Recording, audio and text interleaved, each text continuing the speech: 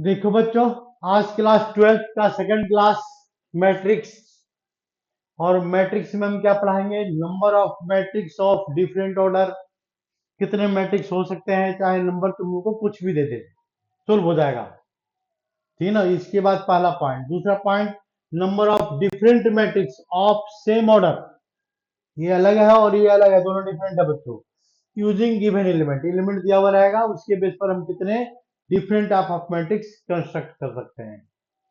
Third में है transpose of matrix पढ़ाएंगे, साइमेट्रिक मैट्रिक्स पढ़ाएंगे, स्क्यू मैट्रिक्स पढ़ाएंगे। ट्रेस ऑफ ट्रांस लिख दिया हमने, sorry, trace of matrix. Trace matrix का हम ट्रेस बताएंगे, ट्रेस ऑफ मैट्रिक्स। और ट्रायंगुलर मैट्रिक्स। ट्रायंगुलर मैट्रिक्स दो टाइप का है, दोनों टाइप बताएंगे।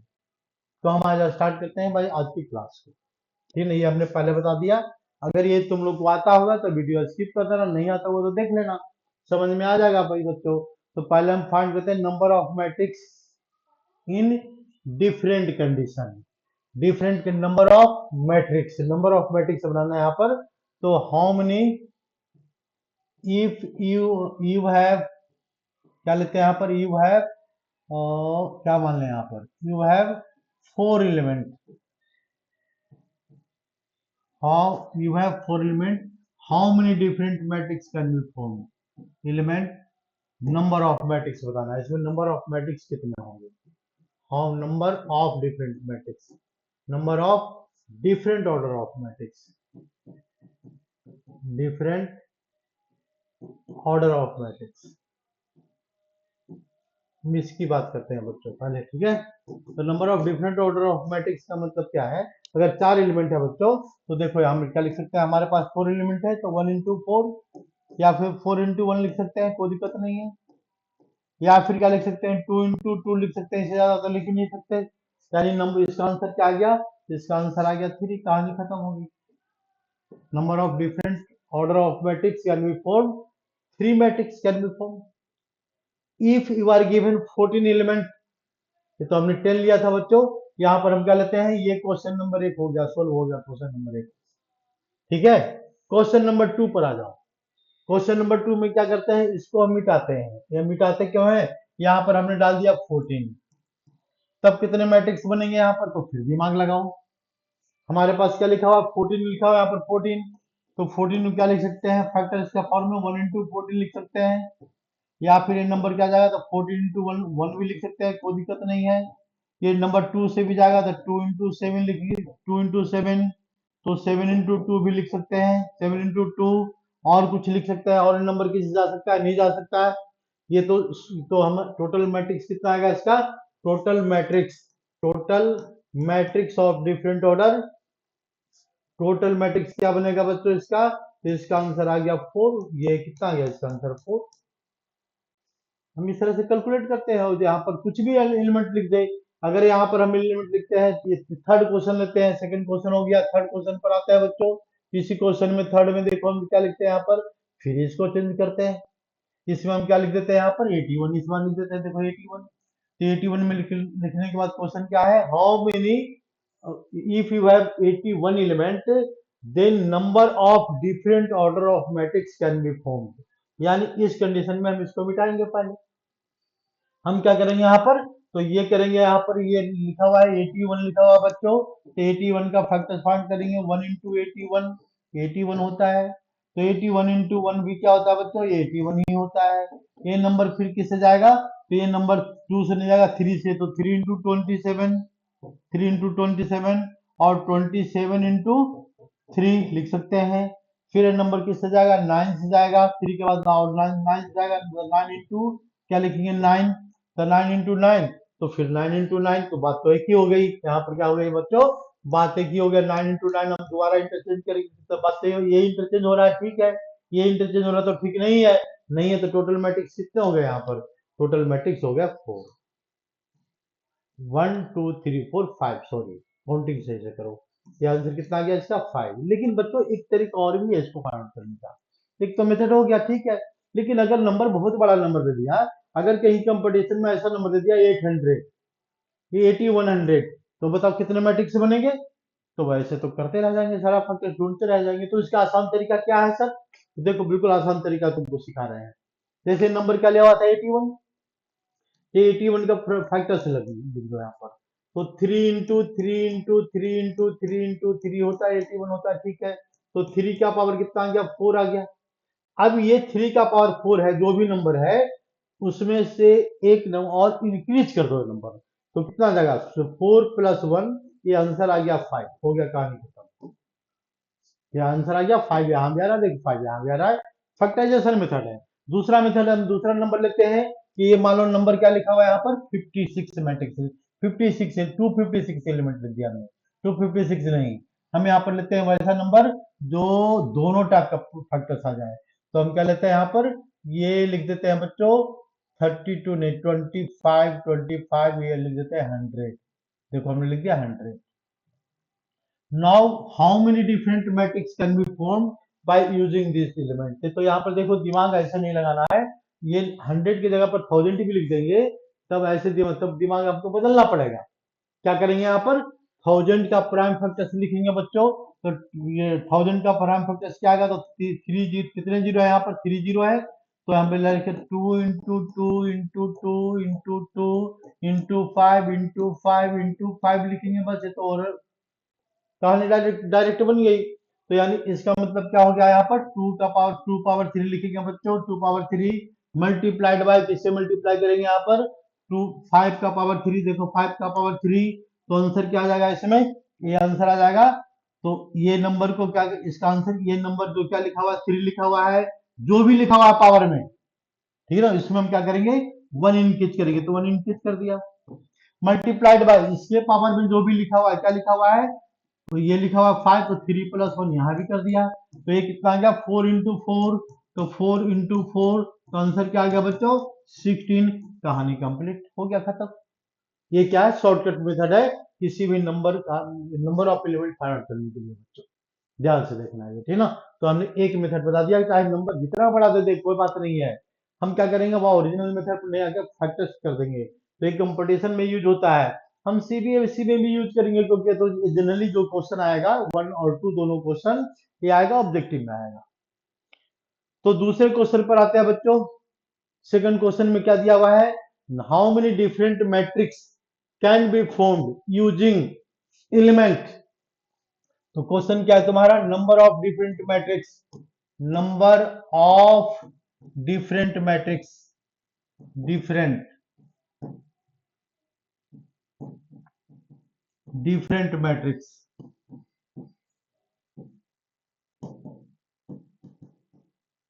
ऑफ ऑर्डर, यहां पर ऑर्डर दिया हुआ रहेगा, ऑफ ऑर्डर, ये ऑर्डर दिया हुआ रहेगा बच्चों, ध्यान रखना है, ठीक ना। ऑफ ऑर्डर लिख देते हैं, क्या किस ऑर्डर का लिख दिया यहाँ पर? Of order 3 into 3, of order 3 into 3 can be form, can be form by, can be form by using, ऐसे देखो ये एनसीईआरटी का क्वेश्चन नहीं है ये, लेकिन फिर भी थोड़ा सीख लो। ये can be form by using, by using, क्या यूज करेंगे यहाँ पर? यूजिंग लिखते हैं यहाँ पर, ये 0 1 2 3 4 5 6 7 8। तो इसमें दो कंडीशन क्रिएट होगा, रिपीटेशन अलाउड है या अलाउड नहीं है, ठीक है ना। तो हम पहला कंडीशन लेते हैं क्या? If repetition allowed, if repetition allowed, repetition allowed, अगर रिपीटेशन अलाउड है बच्चों, तो रिपीटेशन को अलाउ करो। अलाउ कैसे करेंगे यहाँ पर? तो रिपीटेशन अलाउड करने के लिए कितने, यहाँ पर कितने ब्लैंक्स हमारे पास? 9 है यहाँ पर, देख लो यहाँ पर 9, 9 है यहाँ पर, 1 2 3 4 5 6 7 8 9, 9 है। तो यानी इसका क्या आ जाएगा? इसमें 9 भी जाएगा, 9 भी जाएगा, 9 भी जाएगा, तो 9 पावर 9 आ जाएगा, बस इसका कहानी हो गया कंप्लीट।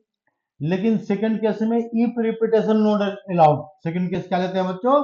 रिपीटेशन नॉट अलाउड, ये 9 पावर 9, तो ये रिपीटेशन नॉट अलाउड में क्या आएगा इसका? If repetition not allowed, if repetition not allowed, allowed नहीं है तो अलाउड मत करो इसका रिपीटेशन। यानी इसका मतलब क्या है, जितने एलिमेंट है यहाँ पर 9 स्पेस है और 9 के 9 हमको यूज करना है, रिपीटेशन अलाउड है ही नहीं, नहीं है तो क्या करेंगे, यहाँ अगर हम 9 बेज से करेंगे तो दूसरे वाला कितने बेज आ जाएगा, 8 बेज, फिर कितना आएगा इसका 7 बेज, यानी इसका मतलब कितना हो गया इसका 9 into 8 into 7 into 6 into dot into ये 1, यानी इसका मतलब बच्चों क्या आ गया इसका 9 फैक्टोरियल आ गया। ये भी क्वेश्चन सोल्व हो गया, मतलब दो केस लिया हमने बच्चों। फर्स्ट केस में क्या है, रिपीटेशन नोट रिपीटेशन अलाउड है और इसमें रिपीटेशन अलाउड नहीं है, रिपीटेशन अलाउड नहीं है और कितने प्लेस है हमारे पास, 9 ही प्लेस है, तो उस प्लेस का हमारा परम्यूटेशन कॉम्बिनेशन का क्या है, अरेंजमेंट है।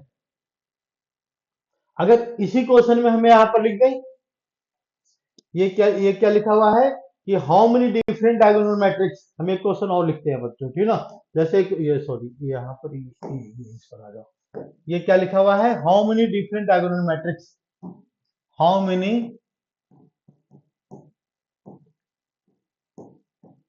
Different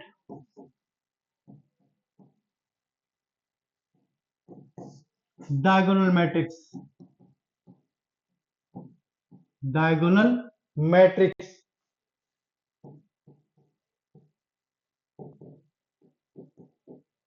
can be form, can be form using, क्या यूज कर रहे हैं यहाँ पर, यूजिंग, तो यूजिंग में हम लिखेंगे यहाँ पर लिख दिया क्या, किसी भी तरीके से ऑफ फॉर्म, ऑफ ऑर्डर लिखो यहाँ पर, ऑफ ऑर्डर, ऑर्डर क्या लिखा हुआ है इसका 4, ये 3 into 3, ज्यादा बड़ा नहीं लेते, 3 into 3, यूजिंग, यूजिंग में क्या लिखा हुआ है यहाँ पर 0 0 0 0 0 0, ठीक है, इसके बाद कितने जीरो हो गए, 6 जीरो, 1 2 3, देखो इतना एलिमेंट लिख दिया। यानी बच्चों यहाँ पर देखो क्या है, ये 3 into 3 ऑर्डर का मैट्रिक्स है। अब 3 into 3 ऑर्डर का मैट्रिक्स को अगर हम यहाँ पर कंस्ट्रक्ट करना चाहते हैं using this element, element use करना है। अब इसमें क्या है, रिपीटेशन, टोटल एलिमेंट कितने हैं, 9 है और सारे एलिमेंट को लेना है। पहला कंडीशन, रिपीटेशन नॉट अलाउड है, रिपीटेशन, तो यहाँ पर है जो बाय यूजिंग, जो एलिमेंट दिया है उसी एलिमेंट को यूज करना है, कंडीशन ये है, ठीक है, बाय यूजिंग लिखा हमने, mix for by using of order 3 3 by using element, by using all element, condition क्या ले लिया हमने, ऑल एलिमेंट, जो एलिमेंट है सारा ले लिया। देखो क्वेश्चन अपनी मर्जी से क्रिएट होता है, ठीक है ना, और क्वेश्चन सोल्व करना आसान है। क्वेश्चन जिस दिन तुम अपने आप लिखना सोचना शुरू कर दिए उस दिन फिर मैथमेटिक्स आसान लगेगा, ठीक है ना, ये इसलिए हमने अपनी मर्जी से भाई सोच करके जो आया था हमने लिख दिया, बस बात खत्म हो गई। तुम इसको सोल्व करो, सोल्व करने के क्या है तरीके, तो यहाँ पर डायगोनल मैट्रिक्स बता रहा है, तो ये हो गया तुम्हारा नॉन डायगोनल मैट्रिक्स हो गया। और नॉन डायगोनल क्या होता है, हमेशा जीरो होता है, तो देखो 1 2 3 और 1 2 3, तो 6 जीरो तो जब भी जाएगा तो यहाँ पर, जीरो जब भी जाएगा तो यहाँ पर, तो जीरो का कोई परम्यूटेशन नहीं होगा, इसका एक ही तरीका जीरो का फिक्स हो गया प्लस, यानी हमारे पास परम्यूटेशन की कितनी नंबर, कितना टोटल 1 2 3, इसी नंबर को हम इधर उधर कर सकते हैं और किसी को इधर उधर नहीं कर सकते, तो हमारा क्या आ जाएगा 1 हो गया जीरो के लिए, जीरो के लिए तो 1 ही आएगा यहाँ से आता, बाकी 1 2 3 तो 3 प्लेस है और 3 नंबर है तो 3 फैक्टोरियल, यानी टोटल मैट्रिक्स कितना आ जाएगा इसका 6 आ जाएगा, हो गया क्वेश्चन सोल्व,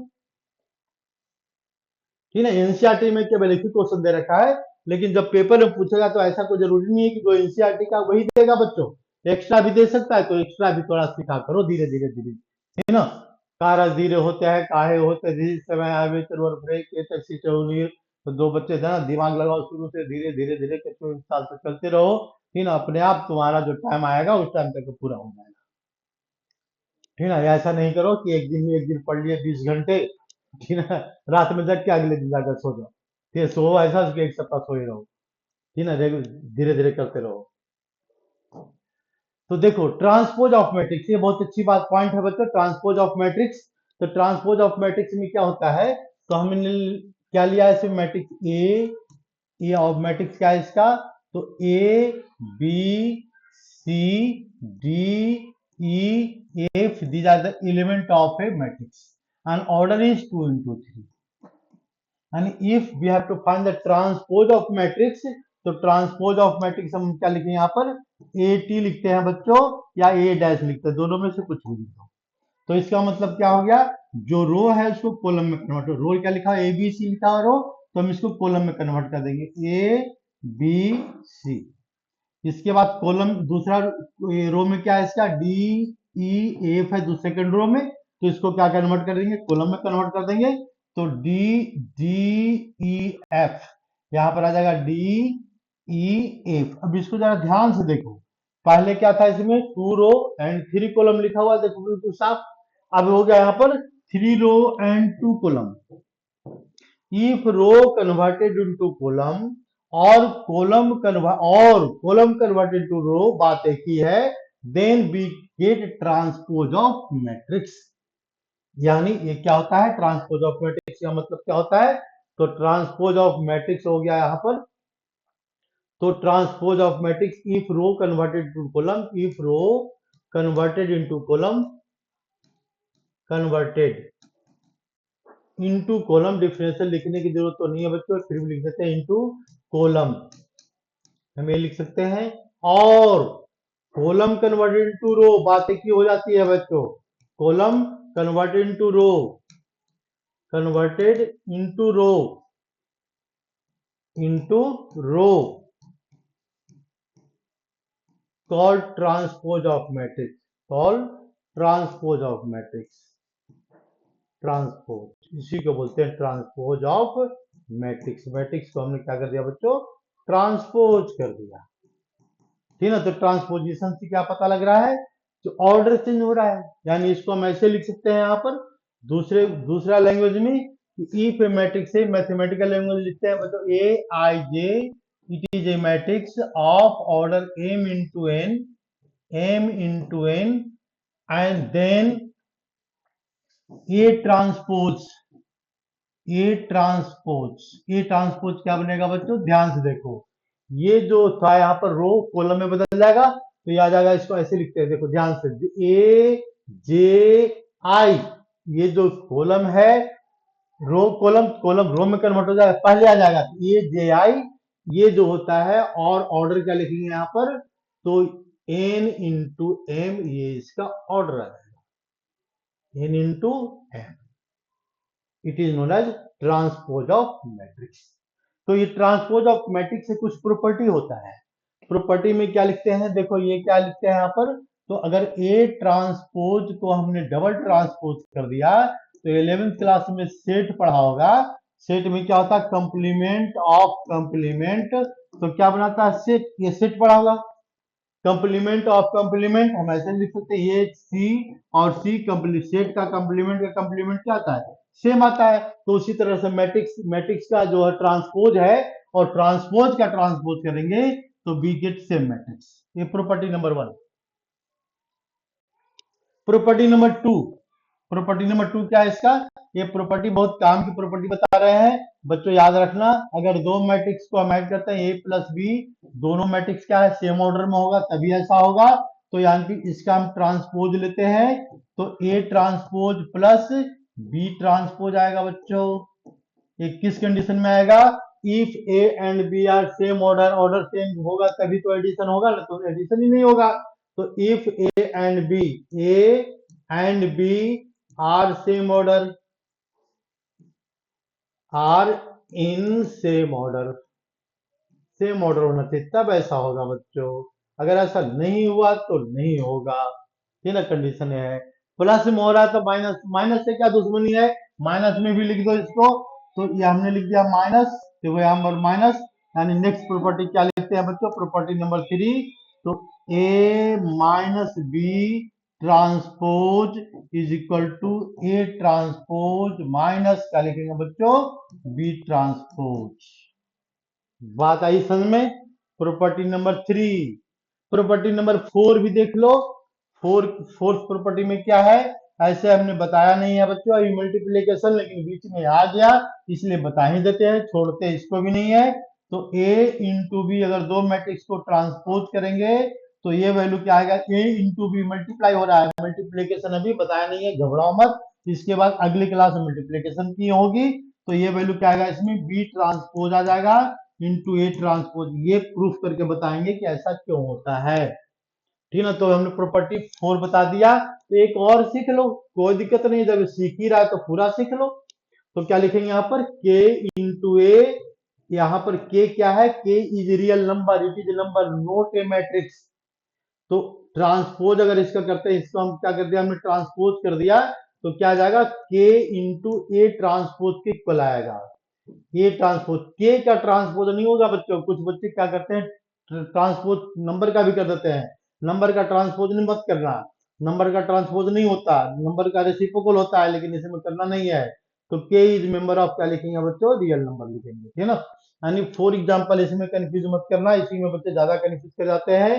अगर हम इसको और एक चीज लिखना चाह रहे हैं बच्चों, यहाँ पर देख लो, ये क्या लिखना चाह रहे हैं यहाँ पर, तो ए मतलब जैसे 5 लिखा हुआ है इंटू ए, और इसका हमको ट्रांसपोज पता करना है, तो 5 का ट्रांसपोज नहीं लिखेंगे, 5 नंबर है, इसको नंबर अलग कर दो, और जो बचेगा मैट्रिक्स ए बच गया, इसको हम लिखेंगे ए का ट्रांसपोज लिखेंगे, ये वैल्यू ये होती है।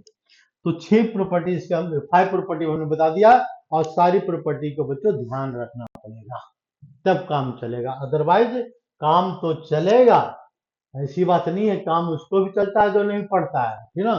तो लेकिन जो नंबर लाना चाहता है इसको पढ़ना पड़ेगा, पढ़ना क्या है, बात बात में याद हो रही है, याद हो याद करते चले जाओ, और क्या करना है। अब आते हैं बच्चों symmetric matrix, askew symmetric matrix, दो मैट्रिक्स की बात करते हैं, ठीक है ना। ये symmetric matrix, askew symmetric matrix की बात करते हैं, तो फिर हम नेक्स्ट पेज पर आते हैं। इसमें क्या है, symmetric, symmetric matrix, symmetric, symmetric matrix. देखो एक होता है पड़ा साइमेट्रिक, जैसे हमारी बॉडी क्या है, साइमेट्रिक है, अगर बीच से काट दो तो हाथ इधर हाथ इधर दोनों एक जैसा लगेगा, लेकिन उसमें काना होगा तो नहीं लगेगा भाई, बात खत्म, वो साइमेट्रिक नहीं है। उसका जो जिसका एक आंख है वो साइमेट्रिक नहीं है भाई, वो क्या एंटी साइमेट्रिक में आता है, लेकिन उसी तरह क्या है, साइमेट्रिक है। साइमेट्रिक के मैट्रिक्स क्या होता है ये समझ लो, तो ये समझने के लिए क्या करेंगे, कुछ नहीं दिमाग लगाएंगे, मैट्रिक्स ए, हमने अपनी मर्जी से एक मैट्रिक्स लिखा, ये मैट्रिक्स क्या लिखा हमने बच्चों, 2 लिखा, -3 लिखा, 4 लिखा, और इसके बाद क्या लिखेंगे यहाँ पर, तो it is a square matrix, square matrix में क्या होगा इसमें, तो ये हो गया -3 और 4 2 5, ये 5, और क्या लिखा हुआ है बच्चों, यहाँ पर लिख दो, कुछ भी लिख दो, 0 लिख दो। देखो एक मैट्रिक्स हमने लिया ए, और ये कैसा मैट्रिक्स है, स्क्वायर मैट्रिक्स है।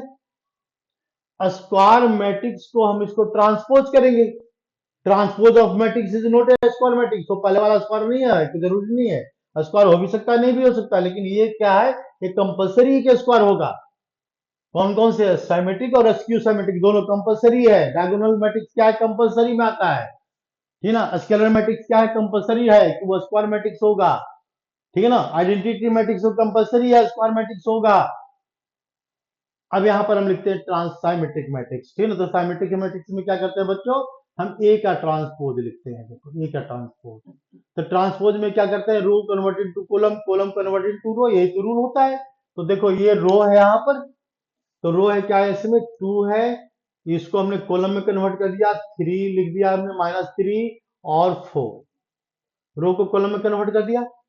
सेकंड रो पर आते हैं, इसको बच्चों क्या करेंगे, यहाँ पर सेकंड कॉलम में कन्वर्ट कर देंगे, तो सेकंड कॉलम में कन्वर्ट करेंगे तो क्या लिखेंगे यहाँ पर, -3, फिर क्या लिखेंगे 2 और 5, फिर यहाँ पर थर्ड रो है बच्चों, तो थर्ड रो में इसको थर्ड कॉलम में कन्वर्ट कर देंगे, 4 5 और 0।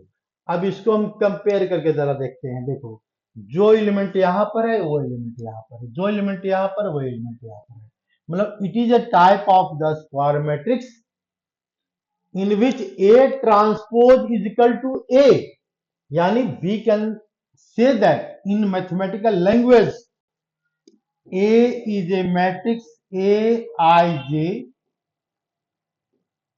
it is a matrix of order m into m, इसका ऑर्डर बता रहा बच्चों, m into m ऑर्डर है।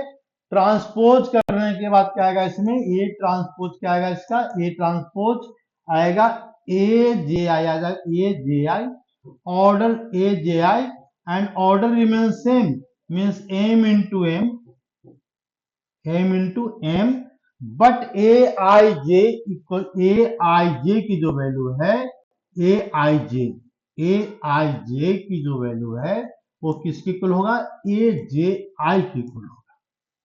इसका मतलब क्या हुआ, देखो ये है थोड़ा सा लैंग्वेज है बस और कुछ नहीं है, ठीक है। बोले ये है भाई देहाती भाषा है, देहाती भाषा है, कर दिया हमने, ये मैथमेटिकल लैंग्वेज है तो इसको बदलना पड़ेगा। इसका मतलब क्या है, जरा इसको ध्यान से देखो, एक बार और देखो तब समझ में आएगा। तो हम लिखते हैं क्या, A12 की वैल्यू बताओ बच्चों, तो 12 फर्स्ट रो सेकंड कॉलम क्या दिख रहा है, -3।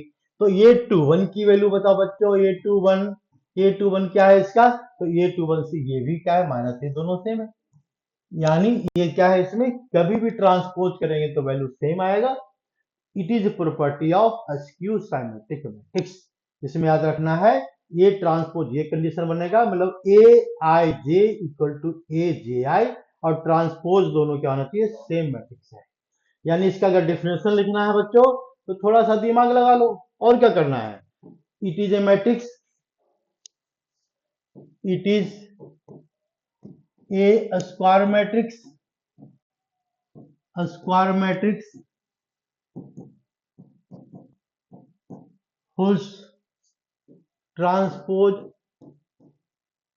whose ट्रांसपोज आर इक्वल, हमें भी लैंग्वेज लिख सकते हैं भाई, ट्रांसपोज आर सिंपल लैंग्वेज हो गया, transpose are equal, transpose is equal, equal होगा।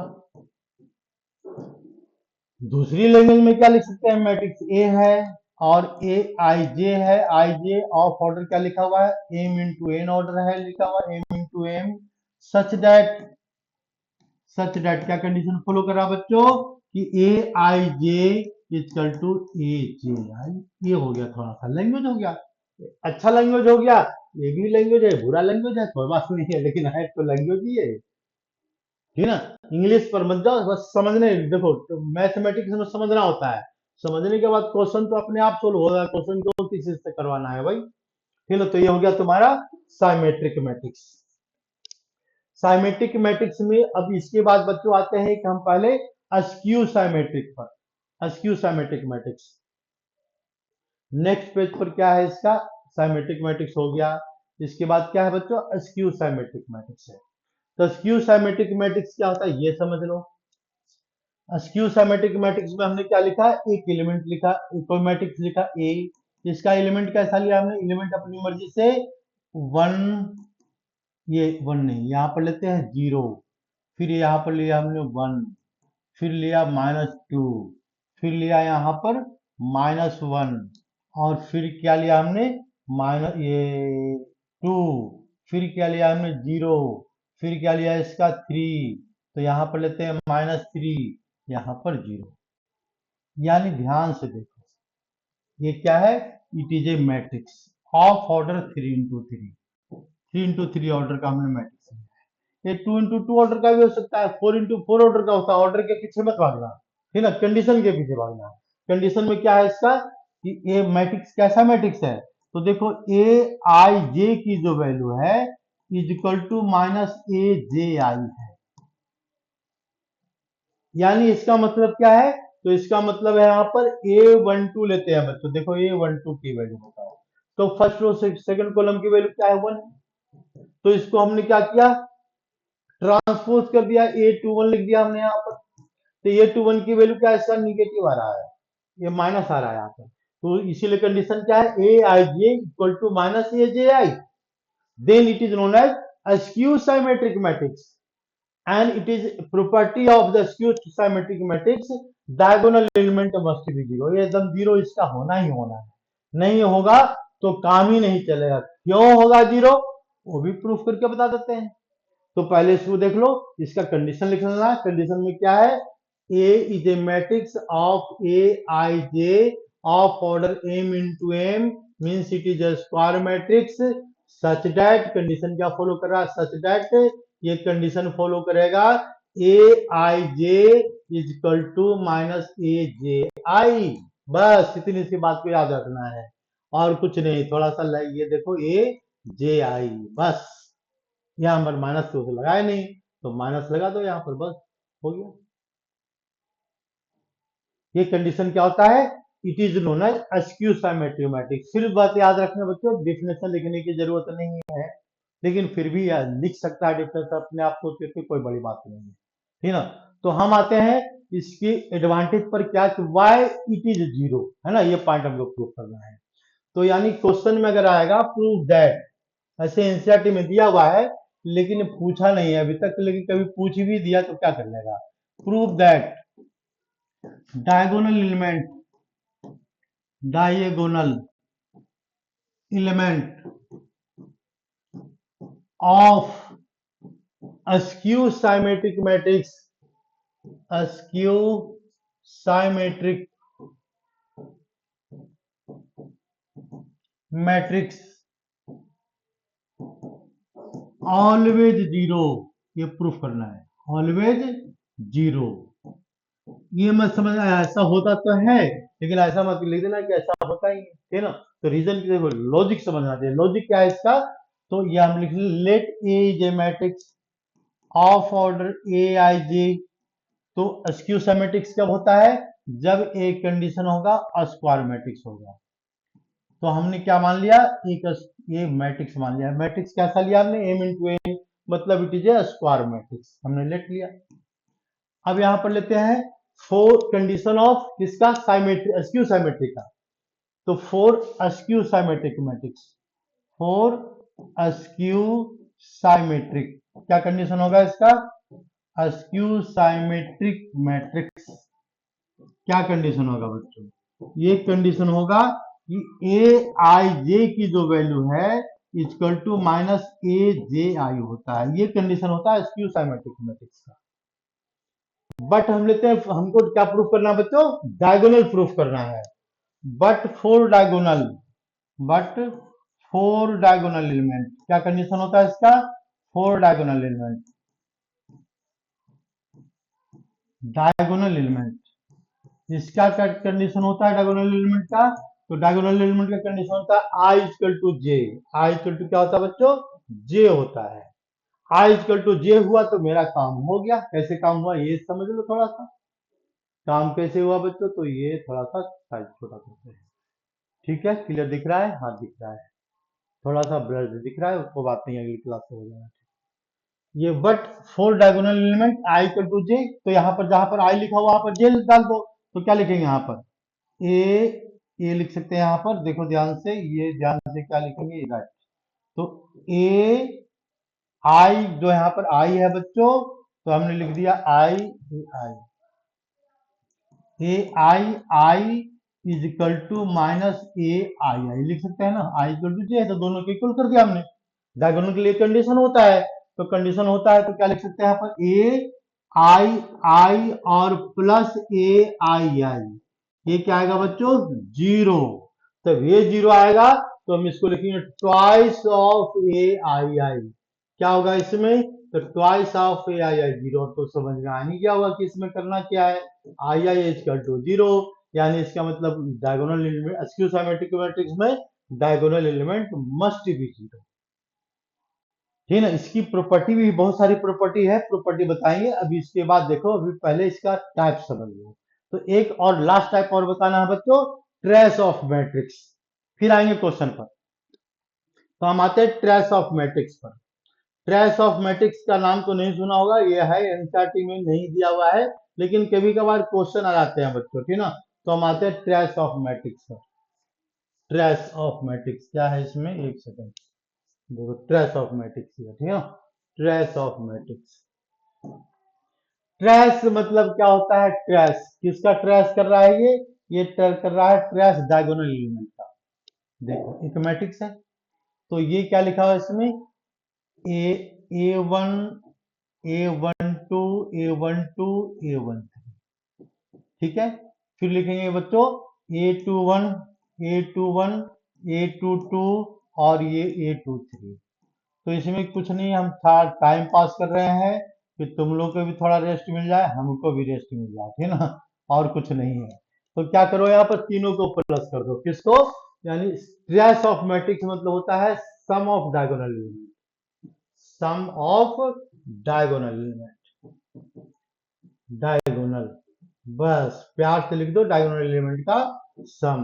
तो डायगोनल एलिमेंट क्या है बच्चों, डायगोनल एलिमेंट है इसका A11, ठीक है, प्लस A22 और प्लस A33, एक मैट्रिक्स है और इसमें 3x3 ऑर्डर का मैट्रिक्स दिख रहा था, तो इसमें 3 डायगोनल एलिमेंट दिख रहा था, तीनों डायगोनल एलिमेंट को हमने प्लस कर दिया, तो उसका जो भी रिजल्ट आएगा ये पता नहीं क्या आएगा, लेकिन ये जो भी रिजल्ट आएगा ये तीनों का सम जो आएगा इसी को बोलते हैं ट्रेस ऑफ मैट्रिक्स। क्या बोलते हैं बच्चों इसको? ट्रेस ऑफ मैट्रिक्स बोलते हैं। ठीक है, तो ट्रेस ऑफ मैट्रिक्स पर एक क्वेश्चन लेते हैं। तो बहुत अच्छा क्वेश्चन हमने लिखा है, जरा देखो इसको ध्यान से बच्चों और इस क्वेश्चन को सोल्व करो। सोल्व करना क्या है? Problem of trace of matrix में क्या प्रॉब्लम है? तो इसमें दिया हुआ है let A B C is member of real number. ये कैसा मेंबर है? रियल नंबर मेंबर है। और क्या लिखा हुआ? पी की वैल्यू ये है। क्या पी की वैल्यू क्या लिखा हुआ है? ए स्क्वायर 4 3 0 बी स्क्वायर 4 ये 3 1 सी स्क्वायर 3 इंटू 3 ऑर्डर का मैट्रिक्स है पी। दूसरा मैट्रिक्स है Q 2a plus 3 4 minus 10 2b 5 1 1 1 1 1 जो लिखा हुआ है यार, जो देखना ठीक ना। अब हमारे पास क्वेश्चन क्या लिखा हुआ है? Trace of matrix if trace of P, मतलब पी का जो ट्रेस है, देखो क्या क्वेश्चन में ध्यान से देखो, पी का ट्रेस क्या है? इक्वल टू ट्रेस ऑफ की, दोनों वैल्यू अगर सेम है तो बताना है कि alpha power 200 alpha power minus 200 क्या लिखा हुआ? 2026 अगले साल जब पेपर देगा वो वाला टाइम लिख दिया हमने, ठीक ना। तो इसके बाद फिर क्या लिखा? 2026 लिखा हुआ, 2026 लिखा हुआ, लेकिन माइनस माइनस माइनस। बताओ इसकी वैल्यू, बताओ इसकी वैल्यू क्या है? देखो कंपटीशन क्वेश्चन में ऐसी कहीं ना कहीं ट्विस्ट डालता है, ये वैल्यू इसकी कहीं ना कहीं सिंपल होगी, मुश्किल मुश्किल काम नहीं होगा, लेकिन थोड़ा सा दिमाग लगाना पड़ता है बच्चों। तो इसमें देखो ऑप्शन भी हमने डाला है, एक ऑप्शन लिखा 3, एक 1/3, एक -3 और एक -1/3। तो देखो ऐसे क्वेश्चन में थोड़ा सा अपना कॉमन सेंस हमेशा एक्टिव रखना, क्वेश्चन सोल्व करते समय। ऐसे भी जो एक्टिव नहीं रखता उसको वो कंपटीशन नहीं होता भाई, ठीक है। तो हम कंपटीशन करते समय दिमाग को एक्टिव रखना है, पेपर को देते समय दिमाग एक्टिव रखना है, बिल्कुल फालतू की बातें नहीं सोचनी है, किसी की बुराई नहीं सोचनी है जिंदगी में। तो देखो यहाँ पर ये क्या लिखा हुआ बच्चों? -3। तो देखो सबसे पहली बात है ये माइनस, ये क्या लिखा हुआ है? 2026। तो ये जो नंबर है, किसी भी नंबर का एक्सपोनेंशियल पावर कभी भी निगेटिव नहीं होता, ठीक ना। तो ये निगेटिव नहीं हो सकता, ये निगेटिव नहीं हो सकता, ये निगेटिव नहीं हो सकता, दो ऑप्शन तो ऐसे ही हट गया, तुम्हारा दो ऑप्शन तो ऐसे ही हट गया। लेकिन ये बात सही नहीं है, अभी भी दो बच रहे हैं, तो इसलिए आंसर हम डायरेक्ट नहीं दे सकते। दोनों में से कौन सी वैल्यू है? तुक्का मारेगा तो 3 नहीं, 1/3 भी हो सकता है, किसी को जरूरी नहीं है भाई। तो हम क्या करते हैं, इसको देखो सोल्यूशन पर आते हैं, ठीक है ना। इसके सोल्यूशन पर आते हैं बच्चों। बहुत अच्छा क्वेश्चन हमने लिखा है और जरा दिमाग लगाना ध्यान से, तुम भी और हम भी दिमाग लगाते हैं, ठीक है। तुम लोग भी बच्चों बच्चों दिमाग लगाओ। तो क्या लिखा? ट्रेस ऑफ मैट्रिक्स, यानी देयरफॉर इसका हम अगर सॉल्यूशन लिखेंगे एक लाइन में, तो ट्रेस मतलब तीनों का सम बता रहा है, ए स्क्वायर प्लस बी स्क्वायर और प्लस सी स्क्वायर।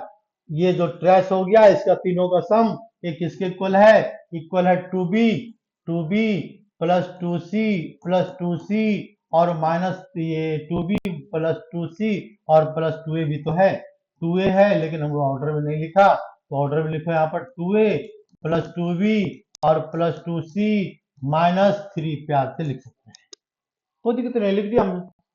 अब इसमें क्या है इसका? तो ट्रेस ऑफ मैट्रिक्स या अल्फा बीटा कैसे लिख दिया हमने? अल्फा बीटा नहीं आएगा, ए बी सी आएगा बच्चों, सॉरी सॉरी सॉरी, यहाँ पर ए बी सी है ना, यहाँ पर ए आएगा, यहाँ पर आएगा बी आएगा, यहाँ पर बी आएगा माइनस का साइन, और यहाँ पर क्या आएगा बच्चों? सी आएगा, देखो सी आएगा, तभी क्वेश्चन सोल्व होगा ना। A B C alpha beta का answer,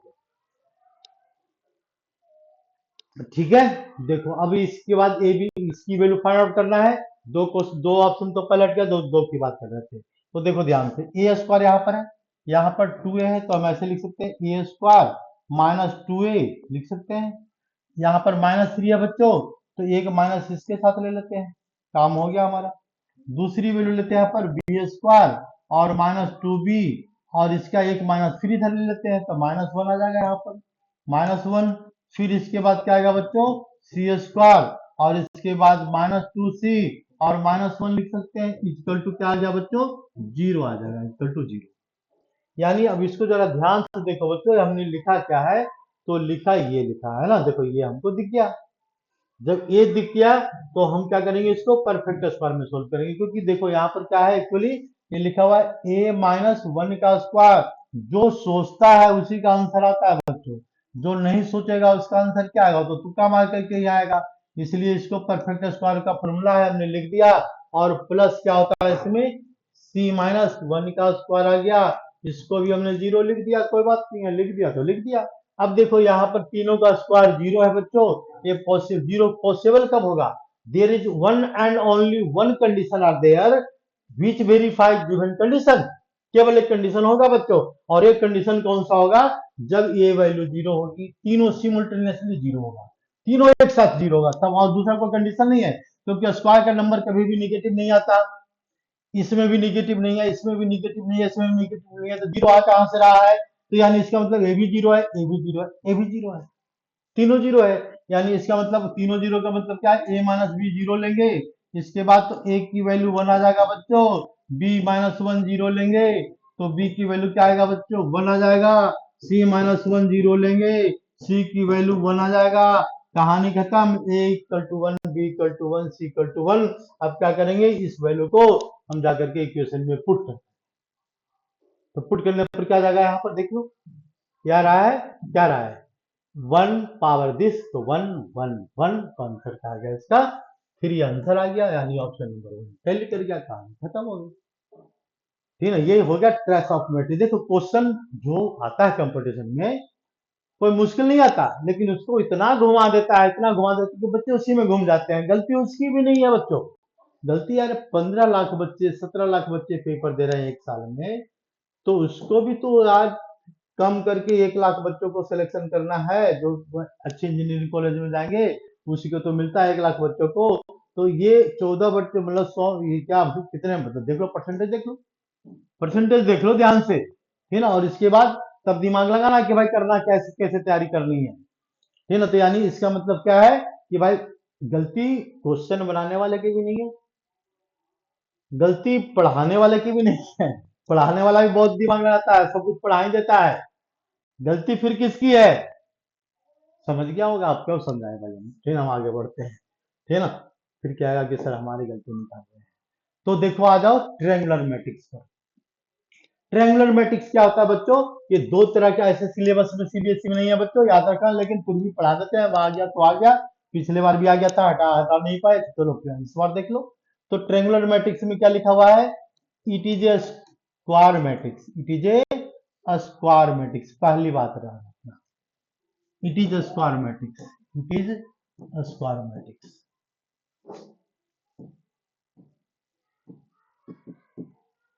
whose non diagonal element always zero, whose non, या इसको हम बोल सकते हैं, it is diagonal matrix भी बोल सकते हैं, ठीक है ना, कोई बात नहीं है, और स्क्वायर मैट्रिक्स बोल देंगे, ठीक है, ये भी सही है। और whose non diagonal elements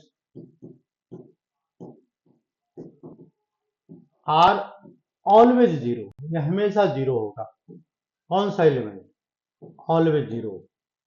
यानी अब देखो एक कंडीशन यहाँ पर है कि नॉन डायगोनल, अगर हम डायगोनल एलिमेंट को लेते हैं 1 2 3, तो हमको क्या लेना पड़ेगा, ये एलिमेंट को 0 लिखना पड़ेगा। देखो अब यहाँ पर समस्या क्या है कि ये भी क्या है, तो अगर इसका डिफिनेशन की बात करें तो ये क्या है, डायगोनल मैट्रिक्स ही तो है, लेकिन यहाँ पर क्या है कंडीशन कि ट्रायंगुलर मैट्रिक्स को डिफाइन तो किया हुआ है, लेकिन ये ट्रायंगुलर मैट्रिक्स दो टाइप का है, ये क्या पूछेगा, अपर ट्रायंगुलर लोअर ट्रायंगुलर, यहाँ पर क्वेश्चन यहाँ से नहीं आएगा बच्चों, क्वेश्चन आएगा upper triangular, it is a type of the diagonal matrix whose either, ये अपर ट्रायंगुलर और lower triangular, upper triangular matrix और लोअर ट्रायंगुलर मैट्रिक्स, तो इसके बारे में समझ लो, तो क्या नाम है इसका, ये नाम का उल्टा काम किया हुआ है, जैसे अपर, जैसे किसी का नाम है ना सत्यार्थी, वो आधा आधा काम झूठा ही करेगा। इसी तरह से ये ट्रेंगुलर मैट्रिक्स है, ठीक है ना, इसका नाम है अपर ट्रेंगुलर। तो ये सारा अपर ट्रेंगुलर में जीरो नहीं होता, ये कहाँ होता है जीरो, देख लो, upper triangular matrix, upper triangular, triangular matrix. इसमें क्या होता है बच्चों अपर ट्रेंगुलर में, तो अपर ट्रायंगल में ऊपर वाली जो वैल्यू होती है डायगोनल से ऊपर, ये क्या होता है नॉन जीरो।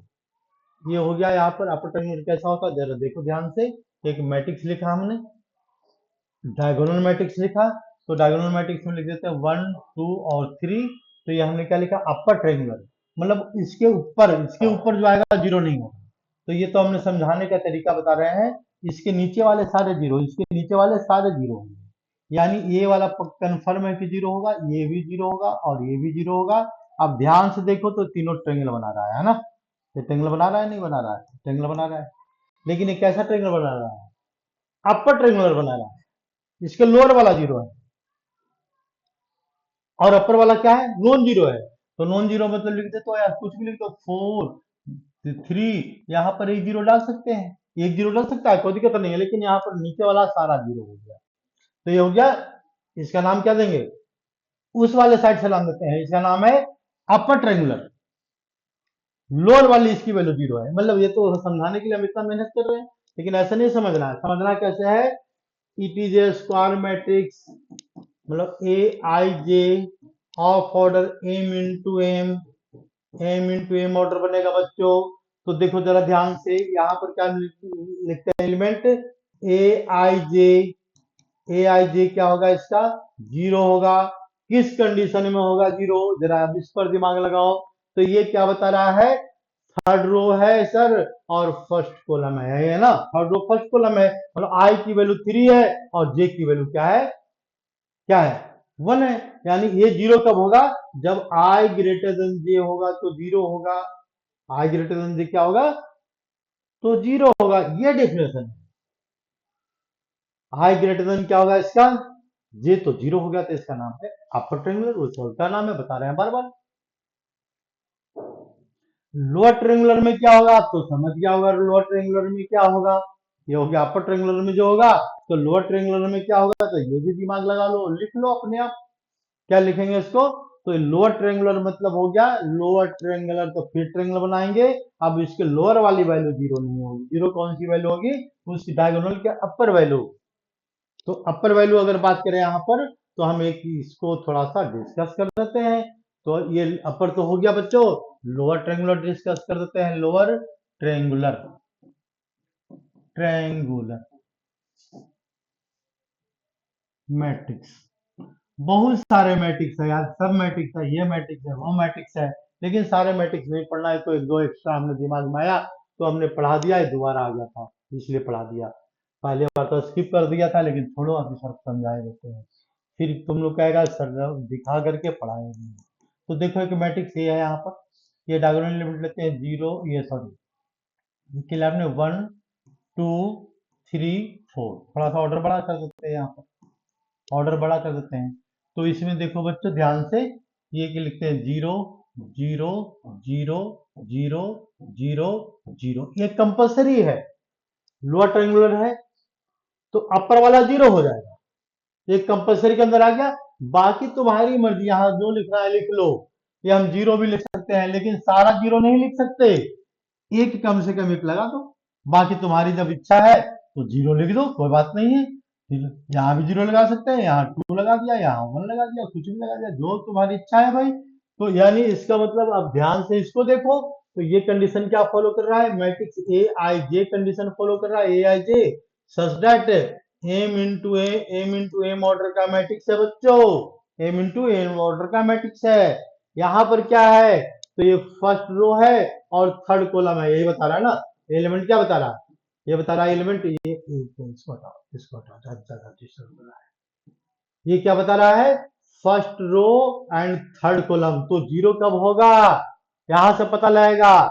यानी ए आई दिमाग लगाते जाओ, ए आई इक्वल टू जीरो, कंडीशन क्या होगा इसमें, आई लेस देन जे होगा, इक्वल टू होगा तो क्या होगा, नहीं हमको नहीं पता, ठीक है, किसी को नहीं पता, इसका डिफिनेशन इसके बारे में डिस्कस ही नहीं किया है, डिस्कस किया है इस कंडीशन को, ठीक है ना। तो देखो यहाँ पर एक बहुत अच्छा सा बच्चों क्वेश्चन देते हैं, ध्यान से देखो। जब ये order 3 into 3 order 4 into 4 order का मैट्रिक्स है, तो नंबर ऑफ जीरो कितने हैं, ये है 4 to 6 जीरो है। अगर हम तुम लोग को क्वेश्चन दे how many zeros are there, what is minimum number of zero, what is, ऐसे तो एनसीईआरटी में नहीं है लेकिन फिर भी दे दिया है ना, it is what is minimum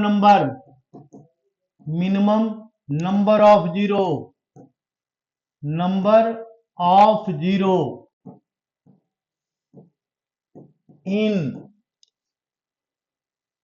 upper triangular matrix, upper triangular matrix, triangular matrix of order 10 into 10, of order 10 into 10 लिख दिया। तो दिमाग लगाओ कितने जीरो हो सकते हैं, मिनिमम, मैक्सिमम की बात नहीं कर रहा है, क्या किसका लिख दिया, मिनिमम मिनिमम लिखा, मैक्सिमम नहीं लिखा है। तो देखो इसमें दिमाग लगाओ, तो दिमाग कैसे लगाएंगे भाई, तो ये लगाएंगे यहाँ पर, जब 3 into 3 में था तो क्या हो रहा था, लेकिन इतना दिमाग नहीं लगा रहा, 3 into 3 हो रहा था क्या हो रहा था यहाँ पर, तो ये क्या है, अपर ट्रायंगुलर मैट्रिक्स है, तो ये क्या होगा, लोअर वाला जीरो होगा, तो ये डायगोनल डायगोनल डायगोनल, है ना। तो पहले यहाँ पर 3 है, तो बाद में देखो कितना हो जाएगा, 2 हो जाएगा, फिर इसके बाद में कितना बचेगा, 1 होगा, यानी दिमाग लगाओ तो क्या इसका 3 into 3 ऑर्डर का क्या बनाएगा इसका, तो पहले ये 3 into 3 ऑर्डर का मैट्रिक्स है बच्चों, तो 3 ये कितना आएगा, 1 रिड्यूस करेंगे तो 2 आएगा, 2+1। 10 into 10 ऑर्डर का मैट्रिक्स है तो क्या होगा, इसका एक फॉर्मूला होता है, क्या फॉर्मूला होता है, ये नंबर है एलिमेंट 10 है ना, यहाँ पर n की वैल्यू क्या लिखा हुआ है, ऑर्डर की वैल्यू 10 है, तो एक ऐसा मेथड बता रहे थे तुम लोग को, n into n-1/2 कर दो, बस आंसर आ गया। मतलब इसका मिनिमम जीरो कितना होगा, 5 into 5 into 4 into 2, तो मिनिमम जीरो 10 होगा इसके अंदर, कैलकुलेट करके देख, ठीक है ना। तो आज की क्लास के लिए बस इतना ही है बच्चों, अगली क्लास में मल्टीप्लिकेशन बताएंगे और उसके बेस पर क्वेश्चन बताएंगे, केवल और केवल मल्टीप्लिकेशन अगली क्लास में बताएंगे, फिर इसके बाद एनसीईआरटी क्वेश्चन एक दिन में सारा हो जाएगा।